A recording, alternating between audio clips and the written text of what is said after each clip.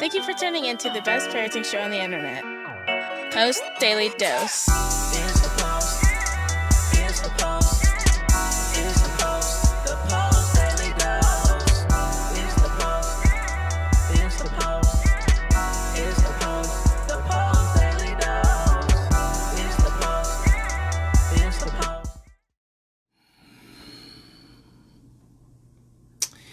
Hey, good evening, Facebook family. Welcome to another episode of Post Daily Dose with me, your trusted parenting advisor, faithful guide, and servant on the healing journey. What's my name? Big Papa Bryan+Post. I hope everyone has had a fantastic Friday and you are ready to go crashing into a wonderfully relaxing Saturday. So today in Oklahoma, it was about 37 degrees.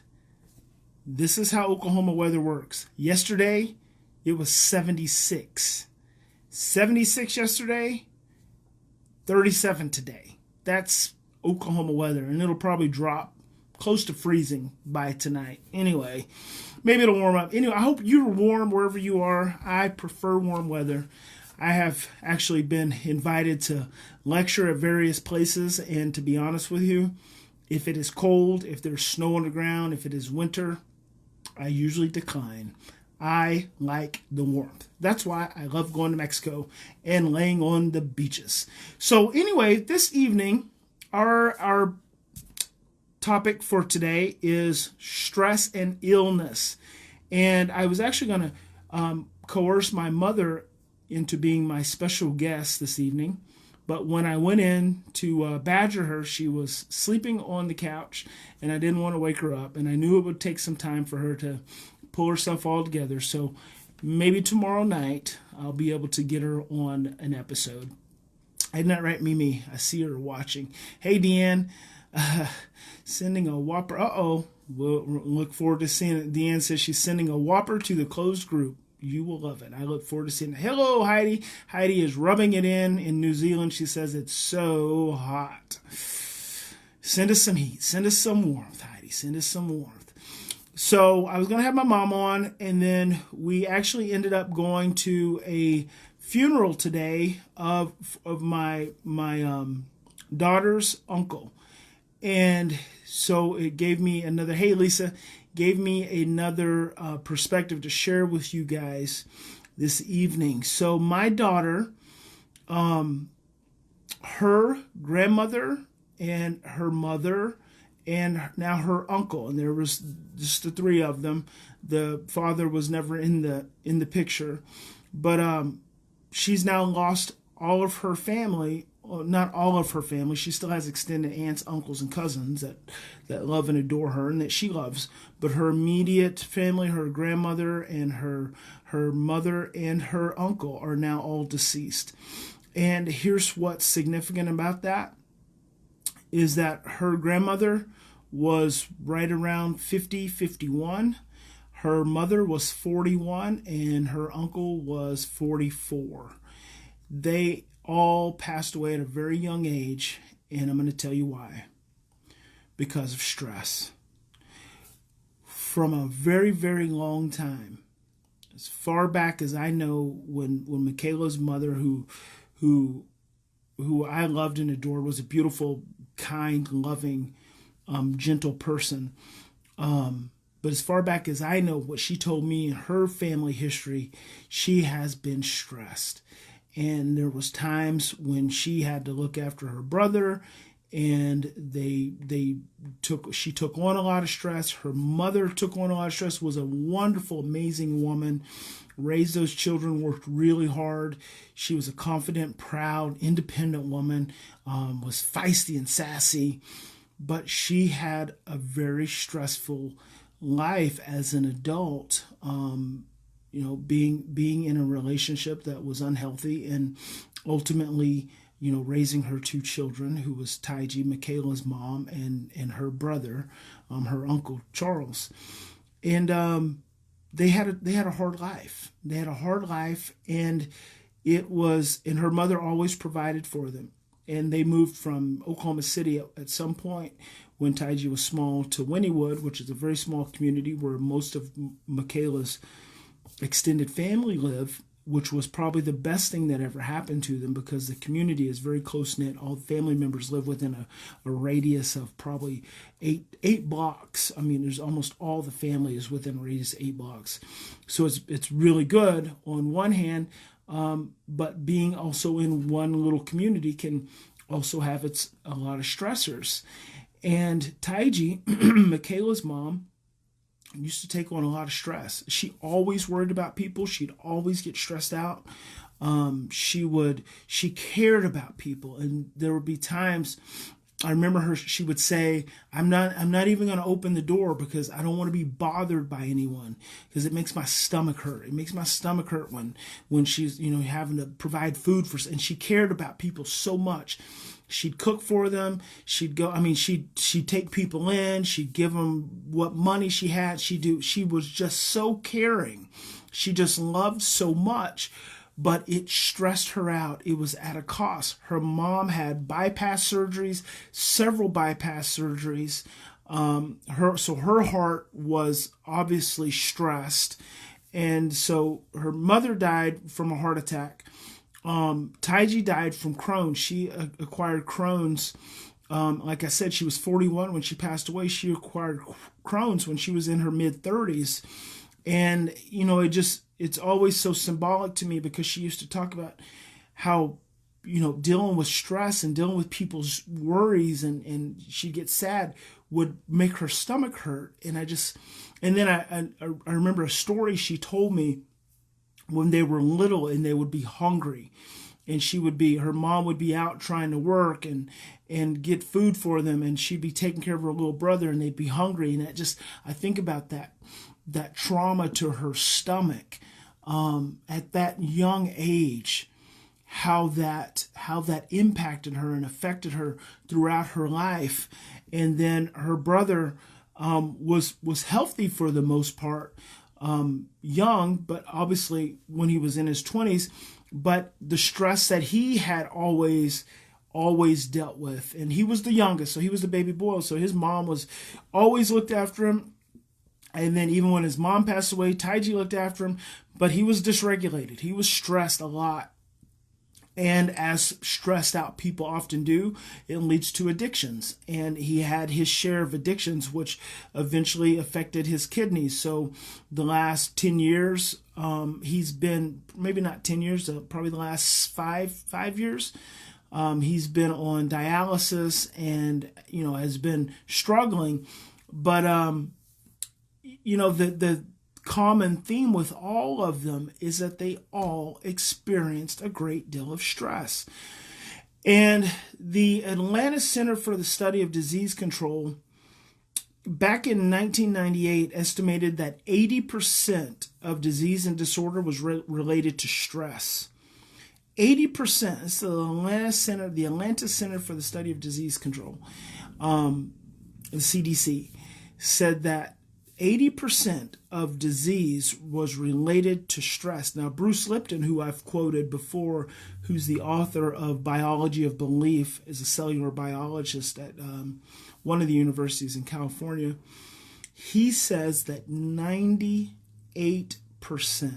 of disease and disorders is related to stress in the autonomic nervous system, so within the body, 98%. So you've got, one organization, the CDC, that kind of studies every disease that comes about, every breakout of illness, estimating that 80% of disease is related to stress. And then you have Bruce Lipton, this cutting-edge cellular biologist, that says 98%. I don't care what the number is, 80%, 50%, it doesn't matter. It tells you that stress is a fundamental mechanism involved in all illness. Many of you heard me quote before from Alan Shore's tome on affect regulation, affect regulation and the origin of the self. Alan Shore cites as a scientific finding, that says it is believed, and this comes from Taylor et al., 1998, it is believed that affect dysregulation is a fundamental mechanism involved in all psychiatric disorders. It is believed, and this is one of my, alongside stress causes confused and distorted thinking and suppress the short-term memory, this is probably one of my second most commonly cited scientific references. It is believed that affect dysregulation is a fundamental mechanism involved in all psychiatric disorders. And I say the Big Papa way of rewording that is it is believed that being stressed out is the fundamental cause of all psychological and emotional problems. Being stressed out is the fundamental cause of all psychological and emotional and physical problems. Stress is a big deal. It is a big deal. And when I came up with the stress model back in 1998, the stress model says all behavior arises from a state of stress. I'm a child behavior expert. I'm a family dynamic expert. So my focus is on behaviors. But when I said all behavior arises from a state of stress, you could also say all illness, right? Because I'm right along the lines with Bruce Lipton. I believe all illness is stress related, and it's the stress that generates the survival energy, which is a fear energy, or a thriving energy, which is a love energy. And we have a choice. There's a space in between from that stimulus and our reaction to being able to choose whether we're overwhelmed by stress and fear, or whether we can calm the stress and move into a space of love, which then drives our behaviors, obviously triggers illness. But the loss of her uncle, of my daughter's uncle, just brings home even more just how profound stress is and what a culprit it is in our health. And you all are dealing with stress and challenges with your children. You're stressing yourselves, and you know that one of my biggest kind of calls for all of you and invitations for all of you is to learn to be mindful and to calm your own stress and learn to be mindful and aware in whatever traumas you've experienced to go into it and to process it and to release it. And I remember the countless times Taiji and I used to talk about her pain and talk about her trauma and the challenges. Taiji was Michaela, my oldest daughter's mother. The challenge she would have in being able to let go, because when we live in a society that is so fearful of emotional expression. We live in a society that is so uncomfortable with emotional expression, so uncomfortable with expressing our anger and expressing our sadness and expressing our grief. And so we just hold it in, and we hold it in to the detriment of our health. And we spend, and you all of you've been following me, you know I've been talking a lot more about the parenting matrix. The parenting matrix and the conditioning of the parenting matrix is all about suppression and control and domination and restraint and making it go away. These behaviors, all these behaviors are manifestations of emotion, and all of this emotion that we're suppressing, that we're trying to control, that we're trying to make go away. All of it's getting pushed back down into the body. And it's eventually going to have to come out somewhere.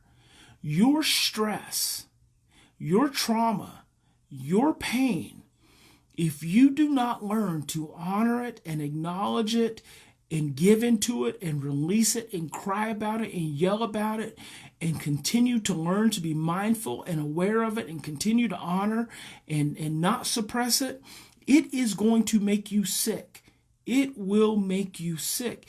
Stephen Covey, one of my quotes from him is that upset feelings never die. They are buried alive and they come back as something uglier. Well, Louise Hay, founder of the Hay House, wrote a book called Upset Feelings Never Die.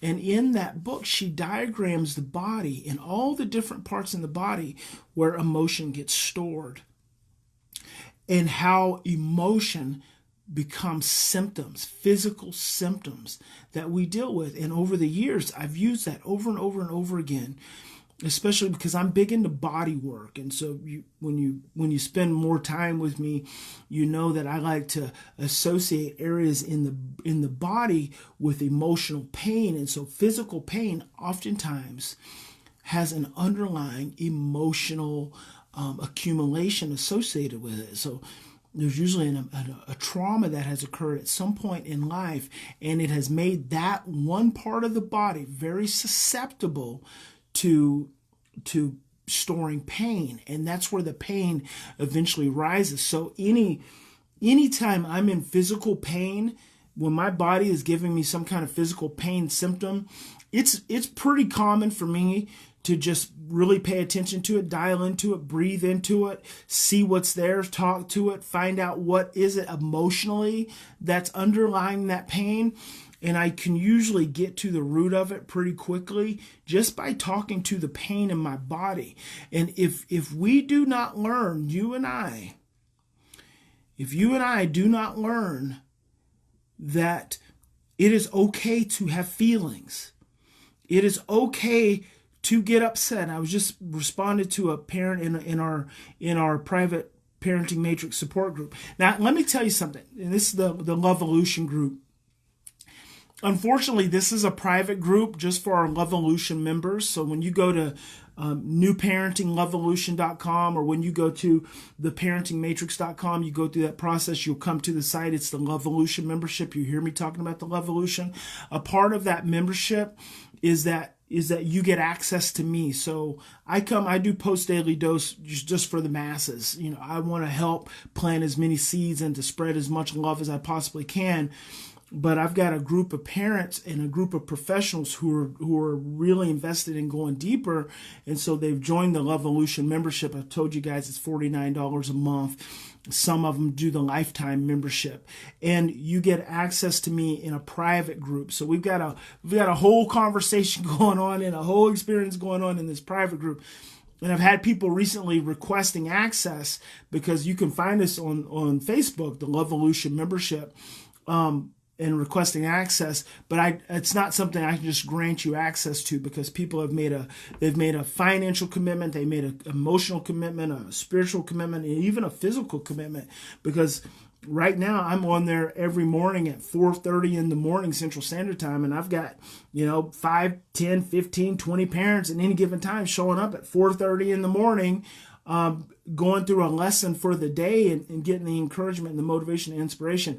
So if you send me a request for membership access to the private group, I will send you a message back just to let you know kind of how you come to get access. But access to the private group is restricted to membership of the Lovevolution members. So that's kind of how that works. But just today, I was talking to a parent who have an exchange with a parent who, was expressing that, we're trying to be connected, and we're trying to be dialed in, and we're trying to be attuned, but nothing seems to be trying to help our children be calm, but nothing seems to help when they're going through these anniversary reunions. And those of you who have adopted children and foster children know about anniversary events. And it's very common with all of us, actually. Anytime you're coming up on a birthday or a holiday or a point, if you've lost a loved one, you're coming up on that date unconsciously. Your emotions start to get stirred up because you're coming up on the date of a sometimes traumatic experience. And so unconsciously it drives a lot of emotions, which then drives a lot of behaviors. The mom has several children. She was saying how challenging it is during that time with these kids, and what can she do if being connected and trying to be tuned in and as loving as possible, it doesn't help them calm down. And my response is, let them be angry. Educate them on why this particular day is so stressful for them. Help them understand why this is such an important day in their lives. And if they're upset, let them be upset. Tell them you have the choice. And that's exactly what I said. Give them the choice. Hey, tomorrow's a birthday, guys. You know that for Johnny his birthday represents a lot of stress and a lot of pain and a lot of uncertainty and a lot of transition and a lot of fear. And he might have a lot of feelings about that. So Johnny, tomorrow when it's your birthday, do you want to have a really happy day or you want to have a really pissed off day? If you'd like to be really pissed off, we can all be really pissed off all day long if that's what feels good. Or if you just want to have a day of celebration, we could do that too. Or if you want to just start off the morning really pissed off, we can all be really pissed off. And when you decide you're ready to transition into letting us celebrate your birth and how much we love you and how much we're glad you're here, then we can do that too. There's no harm in emotion, guys. There's no harm in feelings. It's when we personalize them. It's when we as parents feel like because we can't calm our children, we are failing them. Well, see, that the failure is in failing yourself, in feeling like you've got to be responsible for helping your child feel good all the time. That is not reality. Reality is Hans Selye identified 3 forms of stress. There is eustress, which is good stress, the stress that fights illness. It's laughter, it's digestion. There's distress, the stress outside of your window of tolerance. It's the stress that causes sickness and illness. And then there's just the stress of life. The everyday stress of life. There's nothing wrong with stress. It is essential to our very function and to our life. It's when we go into prolonged, overwhelming, unpredictable states of stress that it becomes traumatic. When we're not able to talk about it and process and express it, it becomes traumatic. That's when it starts to impact us throughout the rest of our lives. So there's nothing wrong with emotional expression when you're not personalizing it. When we don't personalize it, when our amygdala doesn't see it as a threat, then we're able to let the person just have their feelings. And it is an absolutely beautiful thing. When we can allow another individual to just have their feelings without us personalizing it and without getting overwhelmed, it is a beautiful thing of what it feels like to be present for another individual or have someone be present for you. The times when I've been really emotional and overwhelmed, to have someone just be present for me, it's such a beautiful thing because you get through all the emotion and then you've got this love and this support and then you just feel better. There's nothing wrong with emotion. It's inside the matrix, we've associated emotion with threat. We've associated emotion with danger. And then we have the pharmaceutical industry. We have the pharmaceutical industry that does nothing more than want to give you a pill. You feel depressed, they want to give you a pill. You feel angry, they want to give you a pill. You feel anxious, they want to give you a pill. You have a panic attack, they want to give you a pill. It is the pharmaceutical industry is a multiple $100 billion industry. Just antidepressants alone is a $40 billion industry. Just antidepressants. Giving people a pill for their depression, for their emotional pain that otherwise they need to work through, they need to grieve through, they need to be angry through, and they need to heal through, and then they need to come out and realize they can be whole.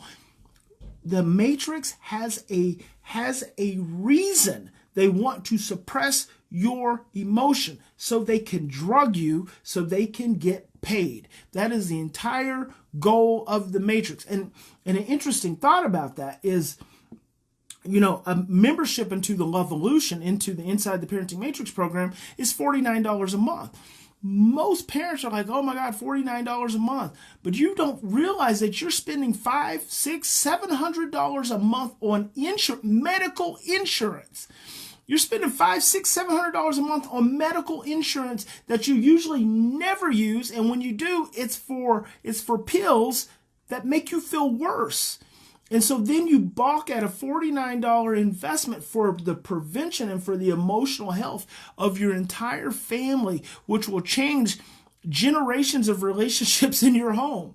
The information I'm sharing with you will change generations of information in your home. Generations. And it's like $49 a month. And I pour my heart and my soul out. And there's a whole community of people that are building around one another to support and inspire and motivate. And that's one of the reasons I want to bring my mom on. I'm going to bring her on as a special guest because she didn't have that support. And she didn't have that support. My mom and my dad didn't have that support to understand me when I was a kid, to understand my sister when she was a kid. So they just struggled. They just failed. They just did the best they could. And they operated inside the parenting matrix. And it was full of stress. It was full of overwhelm. And Thank God they did, because I probably wouldn't be here today if they hadn't gone through that sacrifice. So they sacrificed because they didn't have support. You've got the opportunity for support. So there is a whole group of people that's willing and available for you. But we just get so caught up, and it's just classic inside the Matrix conditioning. So there's no judgment, because the Matrix has you buying into the fact that you can spend $700 a month for freaking insurance, for medication, to pay for medication that's only going to make you more sick. It's going to do nothing for your stress, nothing for your emotion, nothing for your health. Nothing except make you more sick, but you pay for it automatically out of fear of getting sick. Isn't that interesting? We pay for insurance out of fear of getting sick. We pay for insurance for years out of fear of getting sick.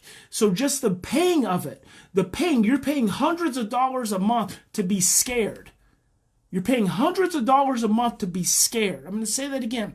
You're paying hundreds of dollars a month to be scared for when you might need it, for when you get sick, as opposed to thinking about making an investment of $49 a month to reduce that fear, to be able to work through the traumas and experiences you've had, to find more love so that you don't get sick, so that you can relieve yourself of what experience there are, what emotions there are in your body, and gain a state of knowledge and power over your life, so you're no longer living that reactive life. Isn't that interesting? Layla says, Brian, today I had a session with a family member. We connected on the level you speak. I've surrendered to my sadness and began nurturing it, inviting in so it can find its gone within. Oh, that's awesome. That's fantastic, Layla. That's great. I appreciate that. I'm so glad. I'm always glad to be able to plant a seed. Today in the membership, we had a parent, Leslie. She actually recited the stress model. All behavior arises from a state of stress. In between the behavior and the stress is the presence of a primary emotion. There are two primary emotions, love and fear. It's through the expression, the processing, and the understanding of the fear that we can calm the stress and diminish the behavior. So she recited, because I've said, I want you to memorize it. I feel like that needs to be memorized.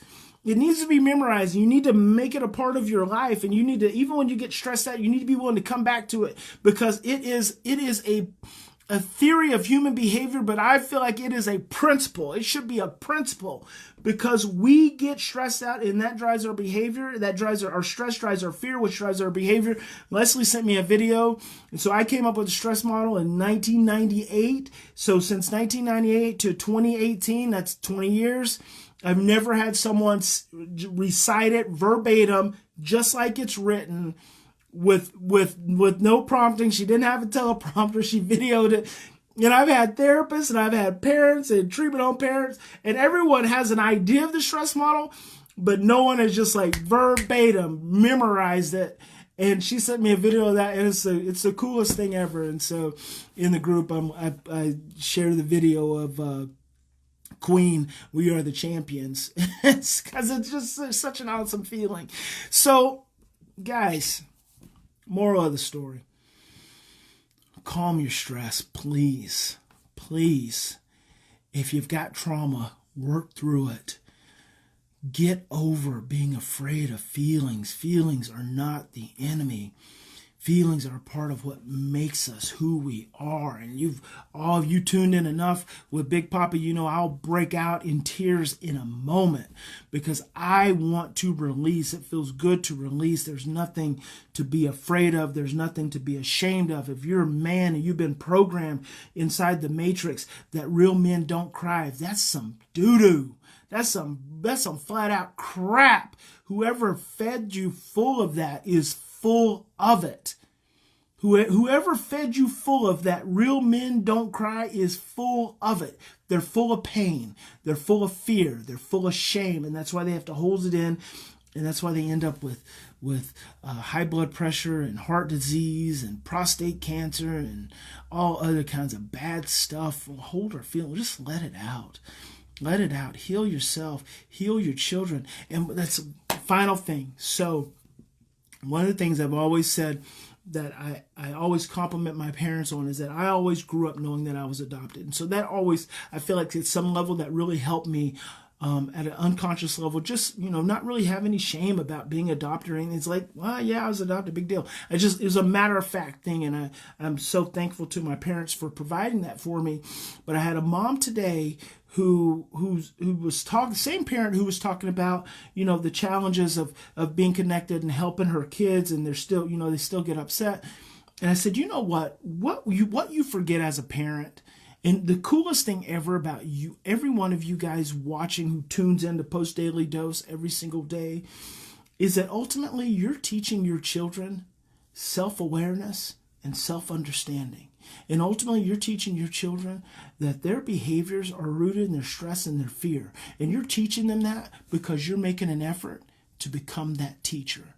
The definition of discipline is to teach. In order to be an effective disciple, you have to teach effectively, but more than that, you have to be willing to learn.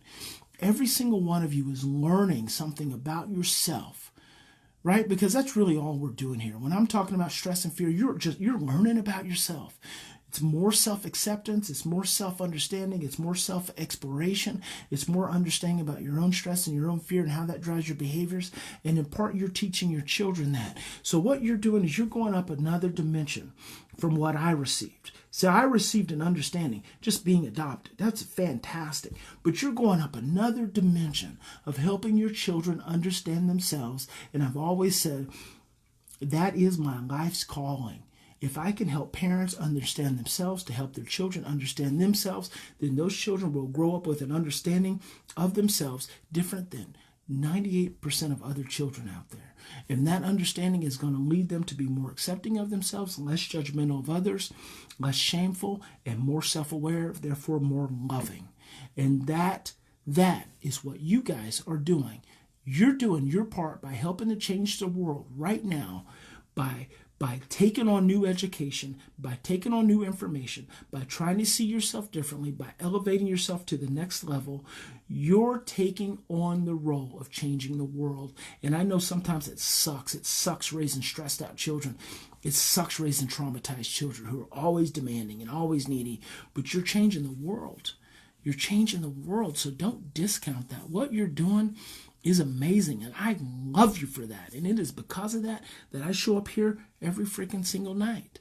Now, I missed a night the other night. Don't know if you guys caught that. I reposted another one. Had to do some self-care, so it happens. But I posted an old video for you. But more times than not, I'm here every single night. And the nights I'm not here, that I happen to not be here in the future, I've probably been here in the morning time, or I've been here somewhere else.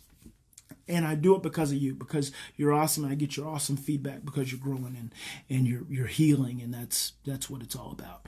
So remember, in any given situation, we always have two choices. We can continue to operate from the parenting matrix and be stressed out and fearful and negatively conditioned and reactive. Or we can stop, we can take 3 to 10 deep breaths, we can slow down, we can ask ourselves, what more can we understand about ourselves? What more can we understand about our children? We can choose love. God bless each and every one of you. Big Papa loves you. I hope you have a fantastic evening. Friday night, stay up late, eat some ice cream, watch some TV, have fun, have some laughs. Just relax. Remember, stressed spelled backwards is dessert. Dessert spelled backwards is stressed. So sometimes you just got to have some dessert. I love you, baby. We'll talk to you tomorrow.